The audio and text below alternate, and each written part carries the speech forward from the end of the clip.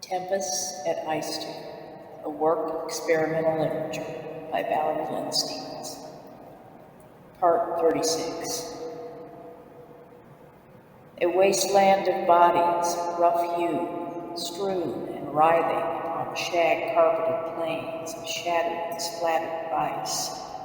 Beer, sweat, semen, blood, and tears, unassuaged fears, misread in the screaming head as blurred words once so clear, now absurd.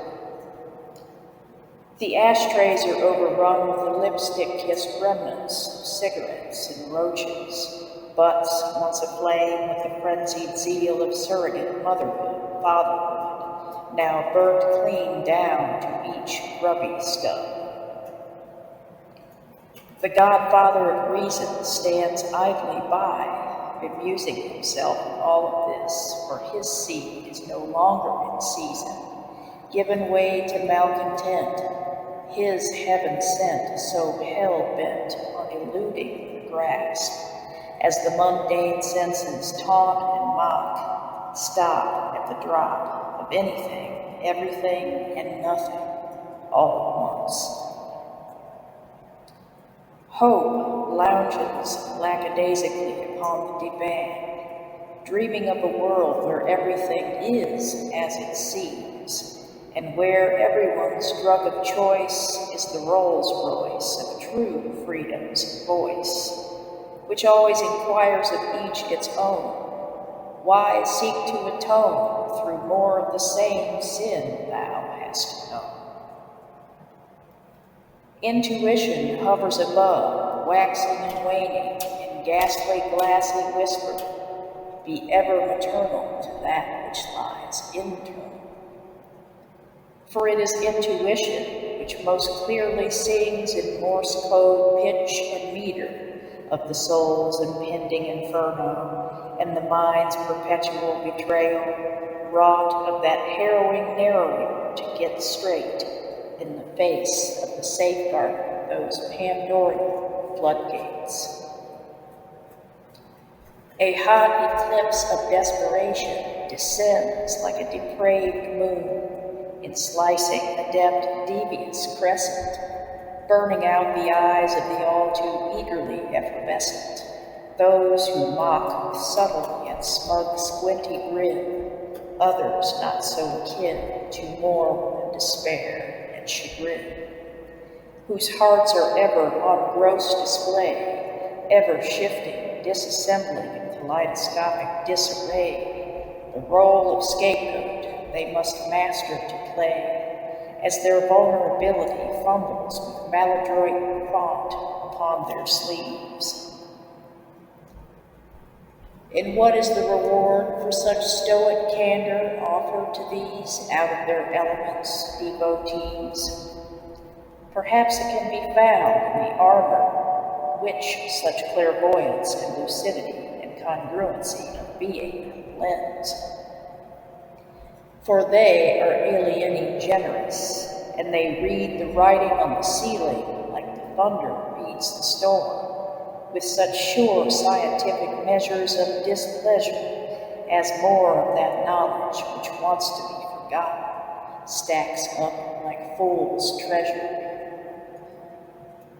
A young girl slowly stirs herself into non-committal motion as she rambles about in fumbling, bumbling, quixotic gait towards the bathroom door, as if this affectation of holding it all in was not twin brother to her sin. The young girl now claps her head to her hand, which is glowing red, still unfed. In strained, feigned, sing-songy cadence, she sings her thoughts aloud. Now what is it I'm looking for? As if anyone but she has the answer.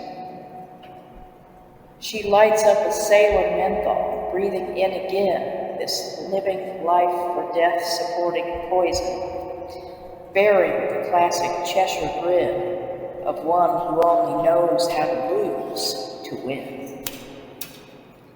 She then throws herself into the ever-open yet rigid arms of an old arabesque chair, peering out over the others whose bodies lie toilsomely inert, as they are heavy with the blasphemous irreverence of such casual prayer, yet another displacement of care, spawned by a despair and a feigned indifference that have even grown lukewarm.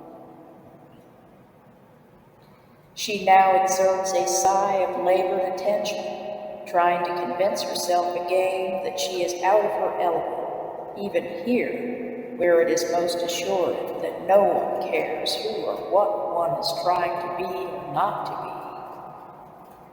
She rises up from her abstract yet well-delineated position in space, a raging tiger in her own Rorschach blot, leaving the others to find each their own way back to the sanctified insanity of the so-called real world, as one by one they will lose truth again within the dazzling iconography of star-spangled banners yet waving against the grimly prim backdrop of ostentatiously understated suburban lawnscapes. The young girl now walks on, passing the flags which litter this dystopic cul-de-sac as they unfurl in the wind like the livid tongue of God, as the sons and daughters of the Western bourgeoisie go on, regaling their tall tales of worldly conquest, which always seems to fall so short of the mark of their proclaimed cause. For this is mere green-backed venom for the masses, in keeping with the fine art of projection, as they come to hate themselves for those virtues deemed sins, sins deemed virtues, as they deprive themselves of the need and right for freedom from such subversive conformity, as they long to gather at the feet of the ultimate, like the soporific, intoxicating sweetness of agape love, felt and given with unsurpassed, unfettered joy and bliss. For this destitute life has bestowed upon all of us an endless wealth of impoverishment, wrung from that true and abiding enrichment brought by what can be gotten out of that which has been denied.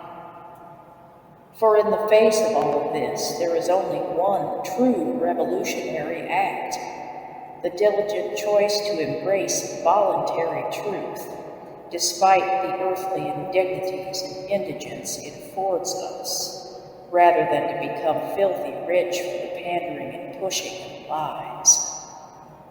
For there is another adage that is commonly wise: heroes come in many a guise.